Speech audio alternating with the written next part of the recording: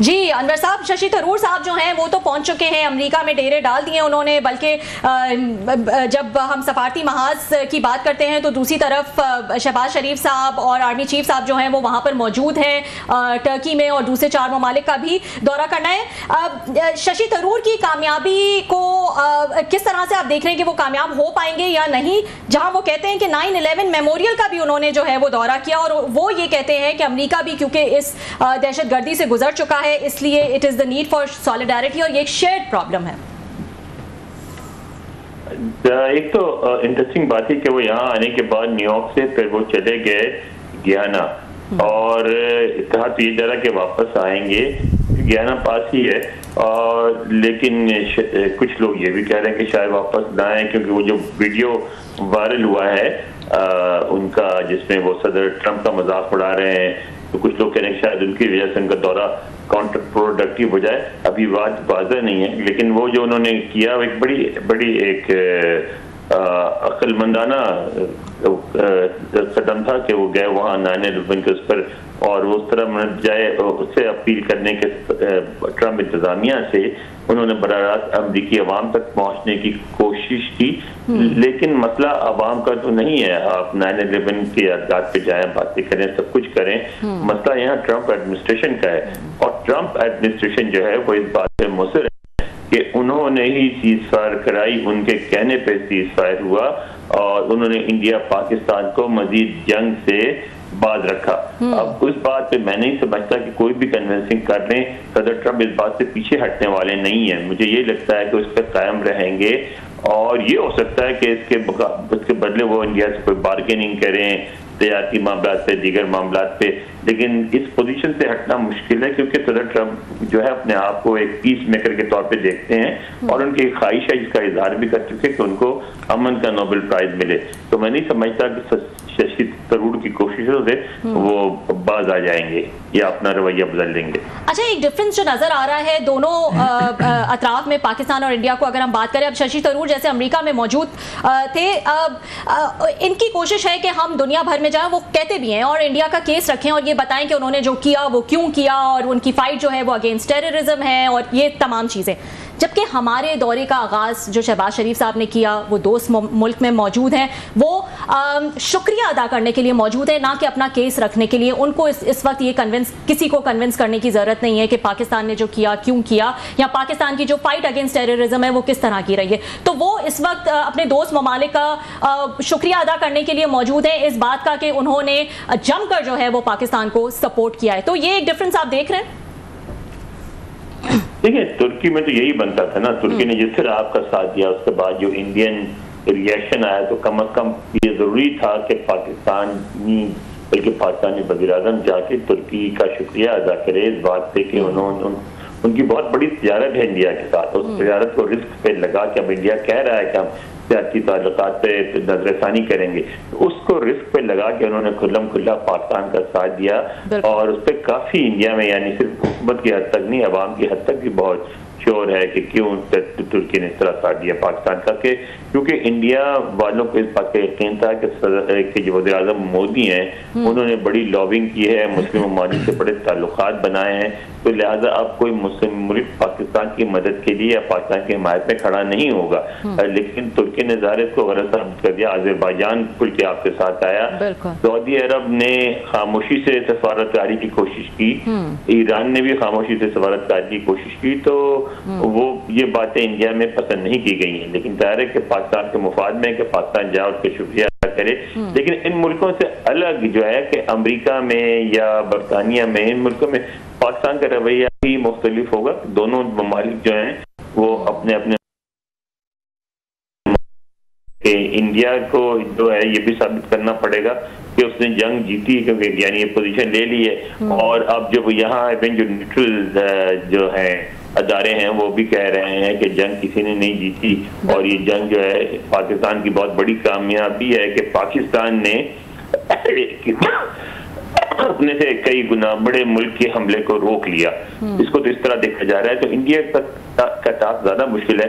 हमें तो सिर्फ इसकी वजाहत करनी है कि हम तो जंग के खिलाफ हैं, हम उस खित्ते में जंग नहीं चाहते, और हमारा हमेशा से मौक़िफ़ रहा है कि कश्मीर एक ऐसा हल तलब मसला है जिसको हल नहीं किया गया। तो साउथ एशिया जो है किसी वक्त भी एटमी जंग में जा सकता है, और ये इस वाक़े ने साबित कर दी पाकिस्तान की पोजीशन कि हाँ एटमी जंग हो सकती है कश्मीर के मसले पर।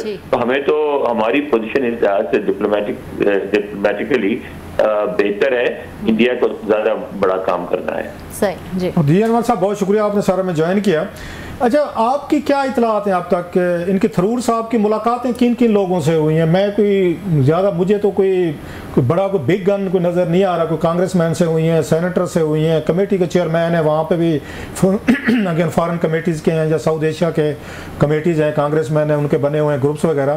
तो कोई बता सकेंगे कि इनकी वाशिंगटन में कुछ लोगों से मुलाकातें हुई हैं या अभी तक ये होनी बाकी है, वापसी पे करेंगे?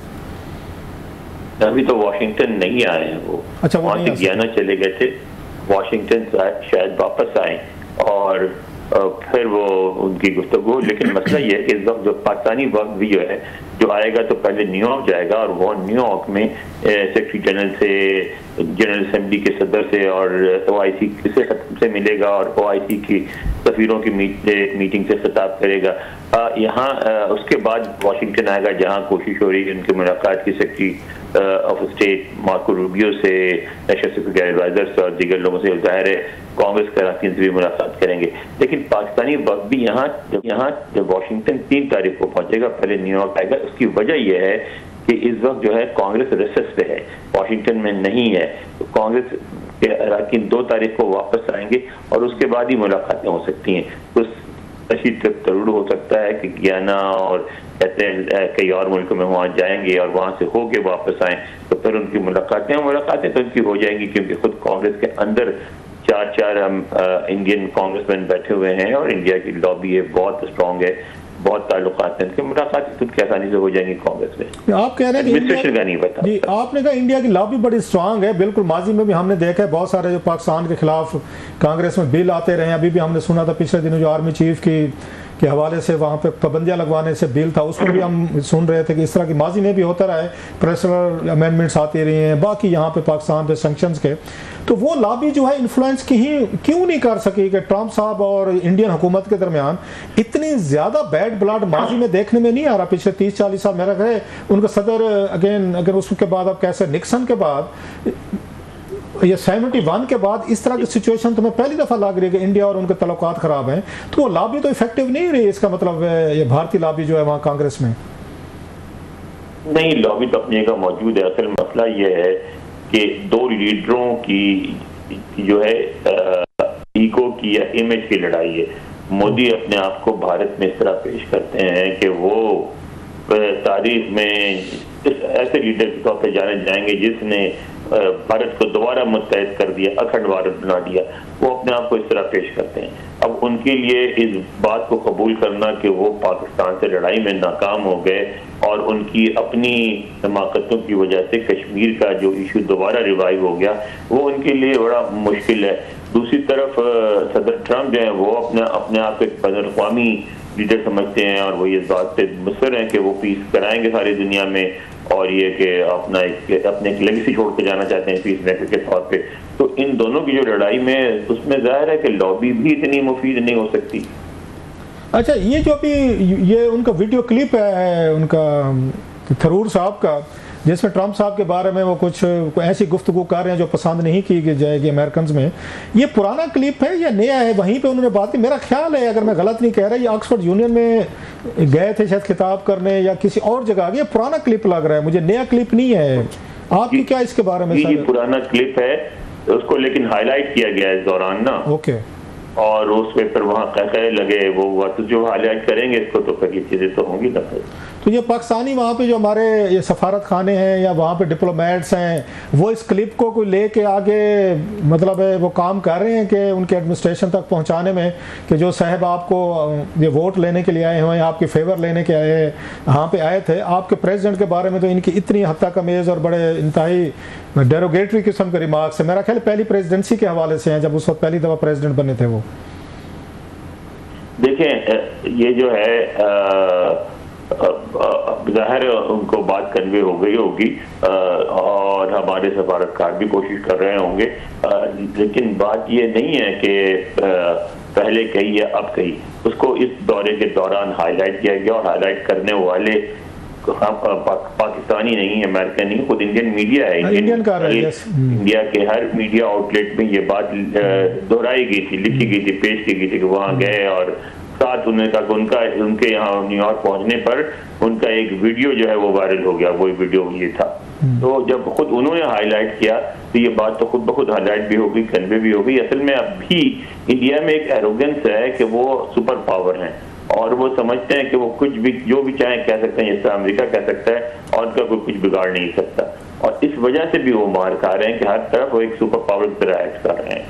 अच्छा, ये जो पाकिस्तानी डेलीगेशन ने भी अभी अमेरिका आना है, बड़ा हाई पावर डेलीगेशन है, कुछ इनका पता चला है कि इनकी कहाँ किस किस से मुलाकातें होंगी? मतलब पाकिस्तानी सफारत खाना जो है वो यकीनी तौर पर कोई ना कोई अपॉइंटमेंट्स ले रहा होगा, गाइड भी कर रहा होगा, कुछ लोगों से रब्ते भी कर रहे होंगे। कोई पता चला है आपको कि किन किन लोगों से मिल सकते हैं ये?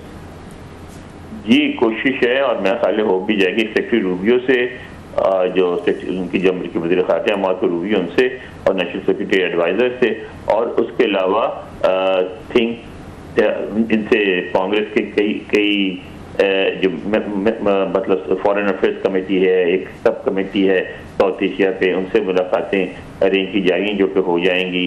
और उसके अलावा दीगर कांग्रेसमैन से और सेनेटर से इंडिविजुअल मुलाकातें भी हैं। फिर पाकिस्तान एम्बेसी में कई तकरीबात होंगी, उसमें यूएस लॉ मेकर्स भी आएंगे, जो थिंक टैंक एक्सपर्ट्स हैं वो भी आएंगे। फिर मीडिया से अलहदा मुलाकात है।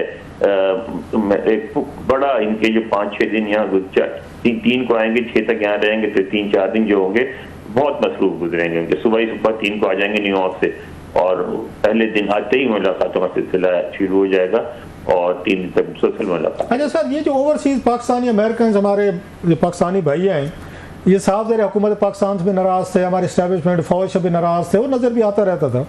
इस जंग के बाद जो अभी हुई है पाकिस्तान और इसकी इंडिया की, इसके बाद वहाँ पे क्या फ़ज़ा है अभी तक? क्योंकि पाकिस्तान में जैसे वो कहते हैं फ़ज़ा बदली है, इस्टेब्लिशमेंट जो फ़ौज की उसमें बड़ी है, उसका मतलब पॉपुलैरिटी ग्राफ जो है वो ऊपर गया है। अमेरिका में क्या फीलिंग्स हैं हमारी इस्टेब्लिशमेंट, आर्मी और हुकूमत के हवाले से अभी इस जंग के बाद? देखें, इस मामले में तो जाहिर है कि सारे के सारे पाकिस्तान के साथ हैं। यहाँ मतलब गेस भी करने की जरूरत नहीं है। ये 3-4 दिन पहले पिछले हफ्ते यहाँ ब्रीफिंग हुई थी और पीटीआई के हामी लोग शामिल भी थे उनमें, ब्रीफिंग कराने वाले में, और वहाँ खुल के सबने भारत की मजम्मत की और पाकिस्तान की हिमायत की, कश्मीर के मौक़िफ़ को उजागर किया और ये कहा कि इसको हल होना चाहिए सारा कुछ। वो ये साथ साथ ये भी देते हैं जब भी कोई गुफ्तगू होती है उसमें भी उन्होंने ये कहा कि इमरान खान को रहा किया जाए और उनको भी इसमें एक रोल प्ले करने दिया जाए। लेकिन उससे अलग हटके इस मामले में तो मेरा ख्याल है पाकिस्तानी कम्युनिटी में कहीं भी कोई इख्तिलाफ नहीं है, सबके सब भारत की मजम्मत करते हैं। अच्छा, आपने अभी इमरान खान साहब की बात की तो अंसार अब्बासी साहब हमारे कोलीग दोस्त हैं, उनकी खबर थी 1-2 दिन पहले कि फिर अमेरिकन डॉक्टर्स जो हैं वो पाकिस्तान आए हुए हैं और फिर इमरान खान साहब से मुलाकात के लिए, कुछ उनके लिए रिलीफ के लिए फिर एक नए सिरे से कोशिशें हो रही हैं। लास्ट टाइम आपने बहुत बड़ी स्टोरी ब्रेक की थी, बताई थी, डिटेल बताई थी, जो मिलकर गए थे, क्या क्या बात हुई। आपकी दफ़ा भी कोई आपके पास कोई खबर, कोई इन्फॉर्मेशन, कोई स्टोरी है कि वाकई कोई डॉक्टर्स आए हुए हैं और यहाँ पे कोई मुलाकातें और फिर दोबारा सीन? वो वही डॉक्टर इस पिछले हफ्ते जो हुई थी ब्रीफिंग कांग्रेस में, रेबन बिल्डिंग में, वहाँ मौजूद थे जो उन्होंने मुलाकातें की थी। और इस दफ़ा यह है कि वो बहुत खामोश हैं इस मामले पे, बता नहीं रहे हैं। लेकिन जब गुफ्तगू हुई तो उन्होंने यही कहा कि भाई देखिए हम तो साथ हैं पूरी तरह, लेकिन ये तो कोई बात नहीं कि एक शख्स को आपने मुसलसल कैद में रखा है, आप इस मामले में कुछ पेशरफ्त करें और उनको रहा करें। लेकिन ये इन्होंने दौरे की बात इस दफ़ा नहीं की, शायद इसलिए कि कोई बातचीत बनती नज़र आ रही हो तो वो खामोश है। पिछली दफ़ा तो जब इंसान को बात बनती नज़र नहीं आती तो फिर वो बोल पड़ता है।